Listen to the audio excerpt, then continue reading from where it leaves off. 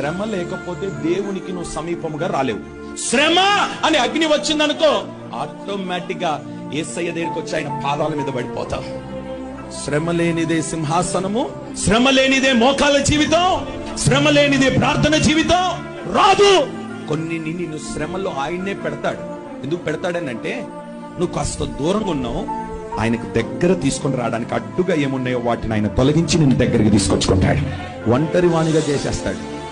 ఎప్పుడైతే నువ్వు ఒంటరి వాడు అవుతావో, నిన్నటి వరకు నీ ప్రక్కన కూర్చొని తిన్నవారు కూడా నేను పలకరించరు. నీ తల్లి నీ తండ్రి కూడా నీ దగ్గరకు వచ్చి నీతో మాట్లాడరు. కుటుంబం అంతా నేను దూరం పెట్టడం ప్రారంభిస్తుంది. ఎందుకొరకో తెలుసా? ఆ ఒంటరితనములో నేను దేవునితో మాట్లాడాలని. నువ్వు ఒంటరిగా ఉన్నప్పుడే నీ కుడి చేయి పట్టుకొని నీకు సహాయము చేస్తాడు. నిన్ను శ్రమ పెడుతున్నాడు అని అంటే నువ్వు సంతోషించాలి. ఎందుకో తెలుసా? ఈ శ్రమ నాకు మేలాయను.